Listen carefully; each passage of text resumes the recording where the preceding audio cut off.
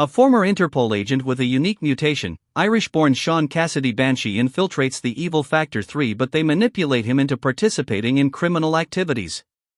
Freed by Charles Xavier, aka Professor X, he joins the X-Men and helps them succeed in many battles with his flight and signature sonic scream.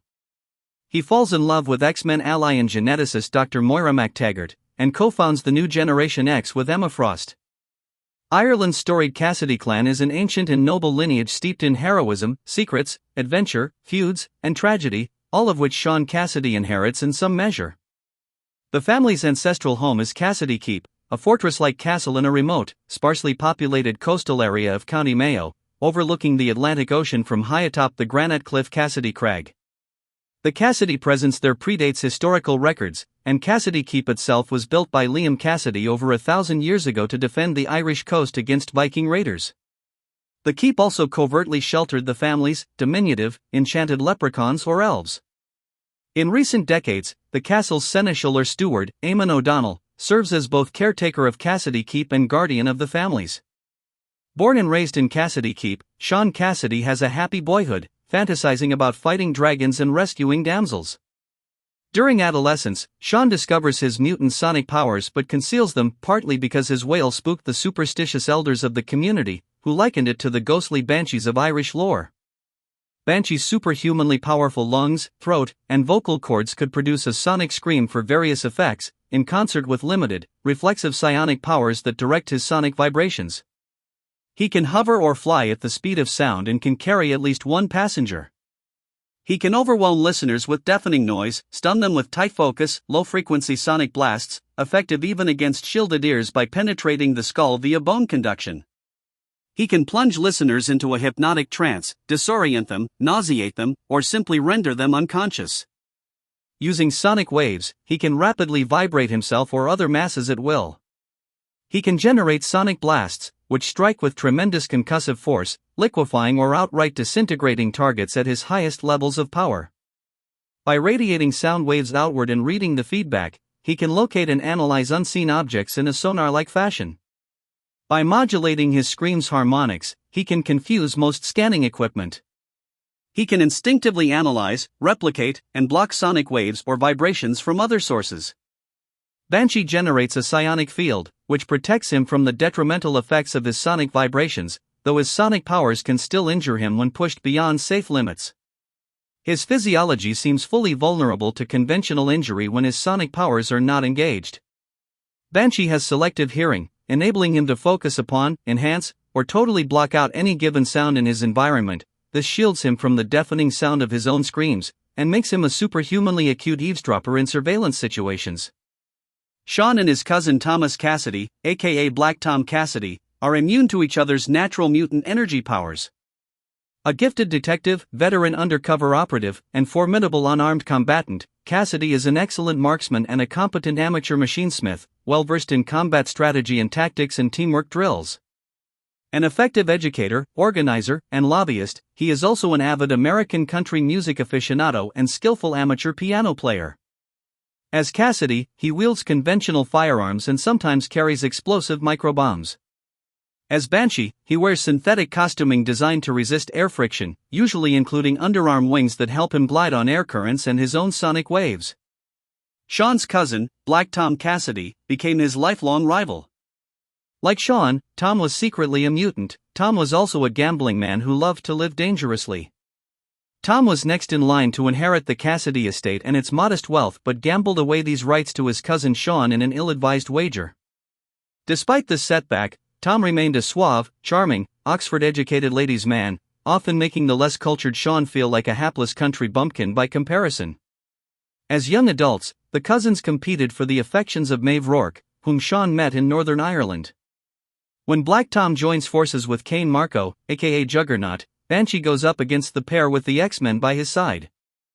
Sean's relationship with Maeve Rourke starts out rocky with his cousin vying for her attention, but Maeve ends up choosing Cassidy. They marry and have a daughter, Teresa Rourke Cassidy, aka Siren. Though he loses them both in a terrorist bombing. Little does he know that Teresa survives and is taken in by Black Tom, who adopts her and keeps her existence secret. With an interest in law enforcement, Sean joins the NYPD and Interpol, even acting as a spy in the subversive organization Factor 3.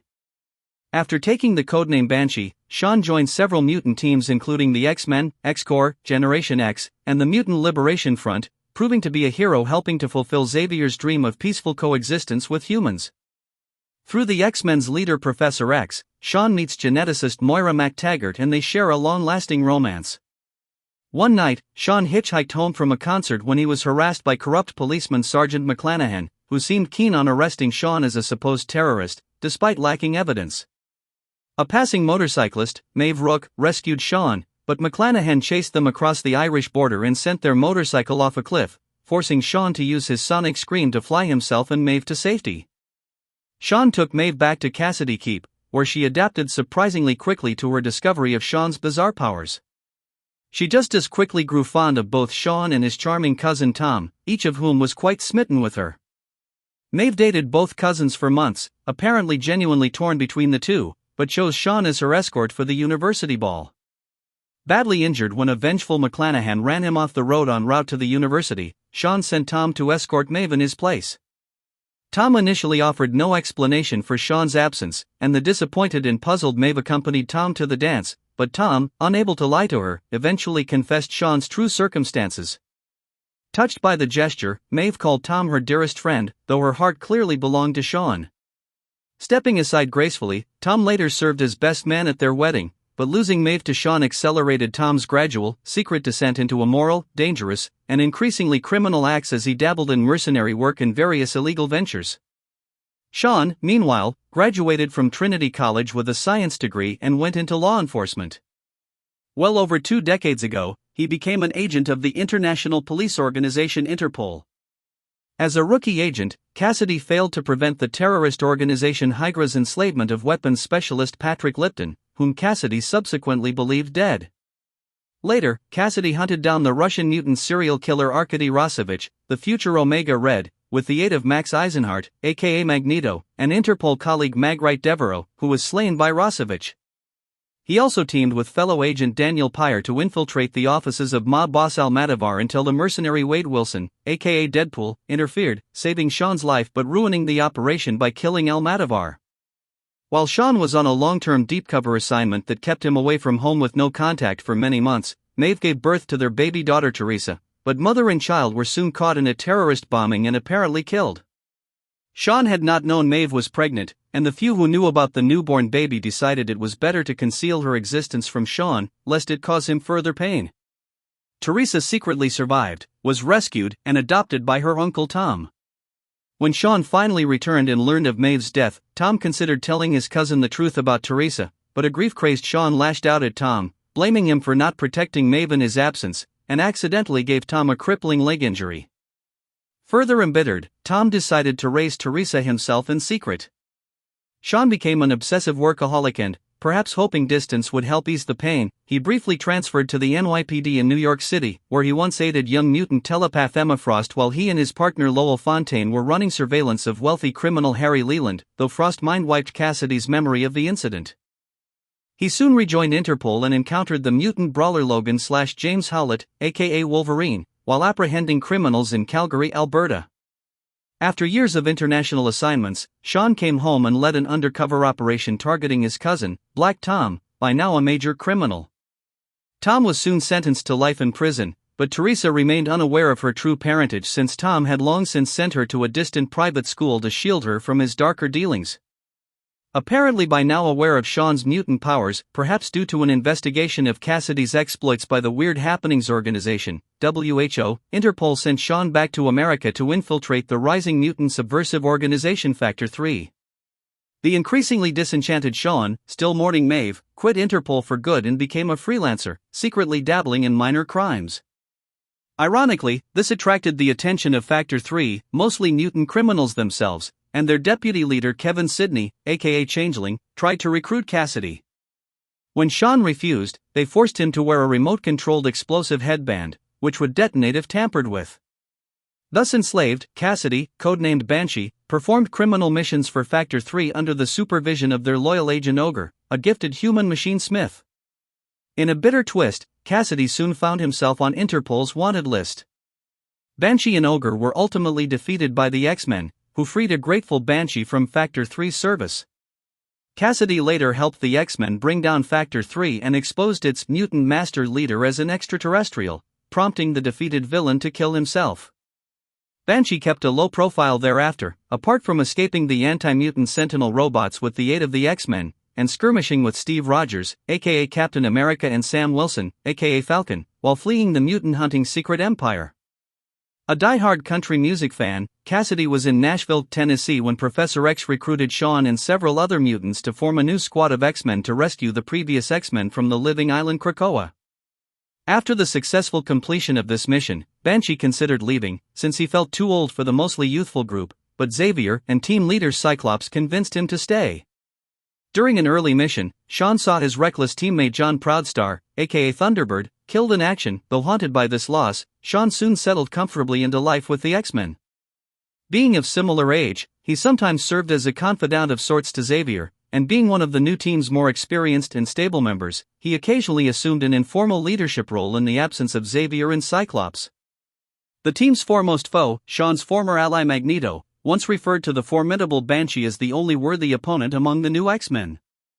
Sean also began a long-running romance with Xavier's silent partner, geneticist Moira MacTaggert.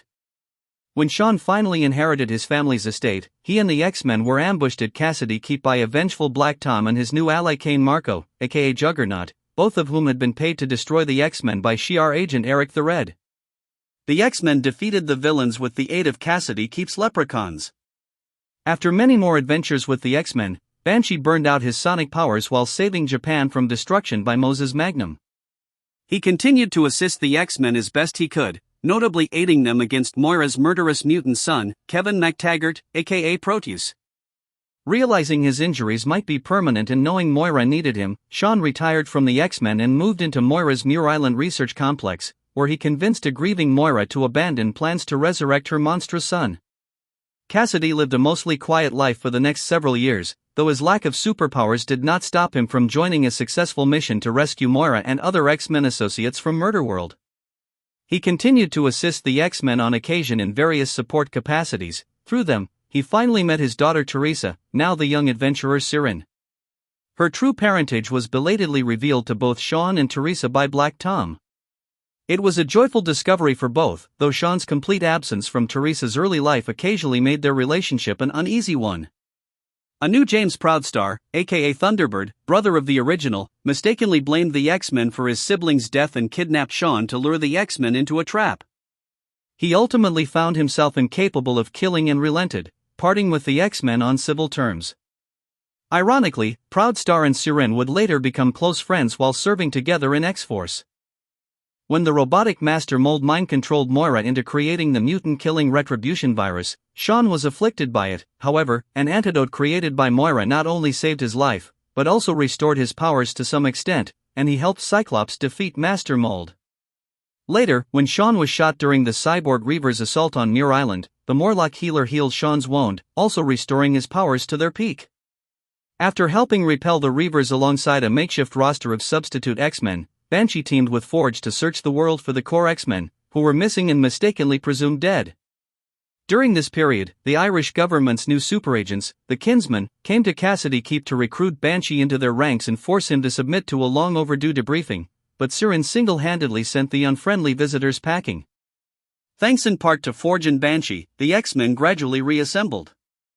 Sean rejoined the group, notably helping liberate Muir Island and its inhabitants from the Amol Farouk, aka Shadow King. Sidelined by a broken jaw, Banshee sought out a distraught Moira, who was coping with guilt over her long-ago genetic alterations of Magneto.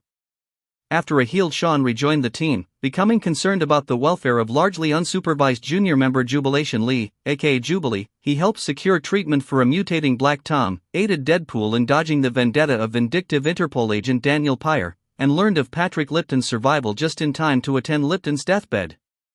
Banshee soon teamed with Jubilee, former villain Emma Frost, and a reluctant Victor Creed, aka Sabretooth, to rescue a group of mutant teens from the extraterrestrial phalanx. One of the teens, Clarice Ferguson, aka Blink, sacrificed herself to make the victory possible. The survivors, Jubilee, and various other young mutants all enrolled in Xavier's new youth education program at the Massachusetts Academy, with Sean and a newly reformed Emma as co-headmasters. Cassidy and Frost worked together uneasily at first, and experienced several severe fallings out, but gradually forged a mutually respectful working relationship and a strong bond with their students, Generation X. Family troubles would continue to haunt Sean, though Generation X once rescued Cassidy Keep from displacement in another dimension, and Black Tom attacked the group several times over. Banshee's lover Moira placed herself in quarantine after contracting the legacy virus, and she eventually died when Raven Darkholme, aka Mystique, bombed Muir Island. Sean took the news hard and began drinking heavily. This alcoholic downslide, combined with Emma's wavering morality, funding troubles, and other factors, led to the disbanding of the Generation X program.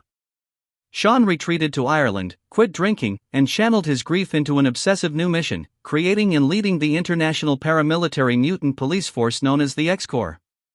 Using funds from a forgotten Factor 3 account and various criminal accounts frozen by Interpol and basing the group in an abandoned Advanced Idea Mechanics (AIM) facility stocked with highly advanced equipment, Banshee recruited various volunteer mutant adventurers, including former Generation X students, and pressed criminal mutants into X-Corps service through the mental powers of captive criminal mutant mentalist Jason Wingard, aka Mastermind.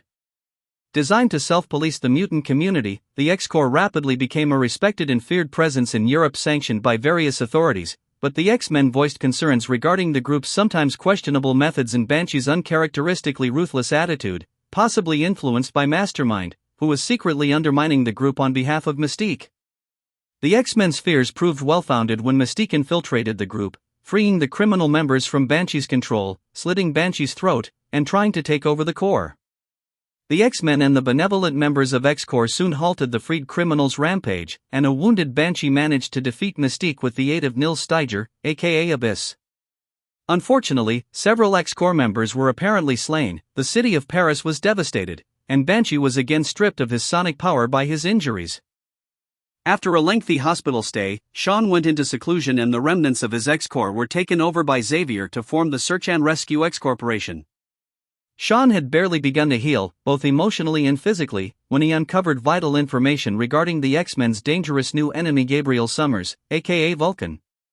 Unwilling to entrust this information to electronic communication, Cassidy flew back to America via commercial aircraft, but Vulcan seized control of the X-Men's Blackbird jet and set it on a collision course with Sean's plane.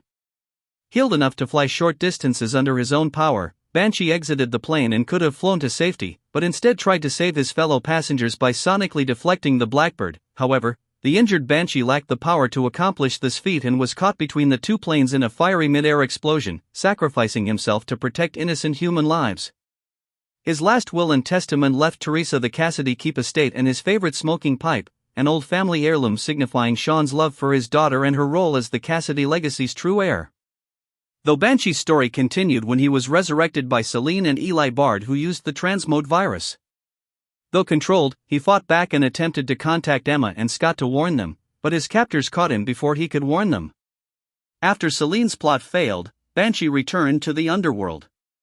When the Chaos King chased the dead from the underworld, a team of dead X-Men including Banshee, Thunderbird, telepaths Esme and Sophie Cuckoo, of the Stepford Cuckoos, Moira MacTaggert, and Jamie Madrox, aka Multiple Man, rose to oppose his minion and demonic Carrion Crow, a corrupted Native American god. But one of their own, Sophie, sacrificed herself to allow the others to escape the crow. As they recovered, Esme contacted her sister telepathically and fought her, turning into a crow herself. A battle followed with the Carrion Crow. All the Madrox duplicates got taken down and Banshee gets clipped by an energy band emanating from the crow.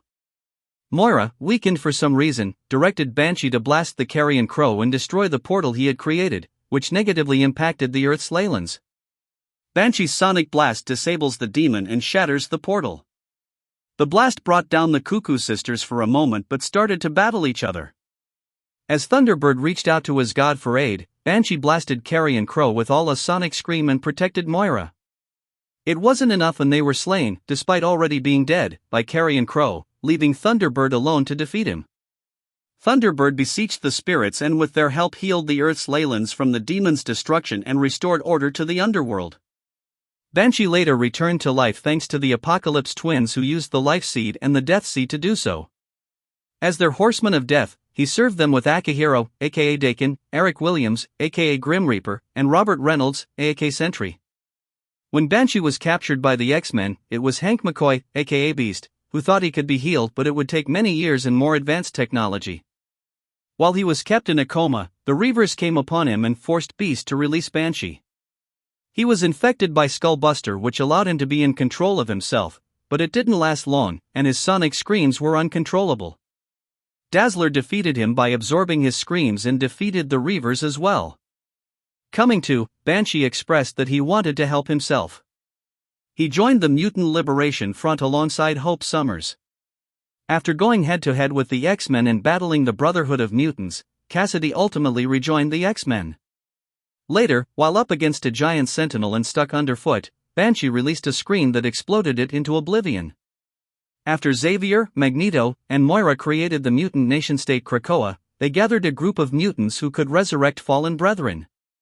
They were known as the Five, and one of their resurrected included Banshee. Cassidy was cured from the effects of the Death Seed and became his old self. He chose to live on Krakoa, where his daughter Sirin lived as well.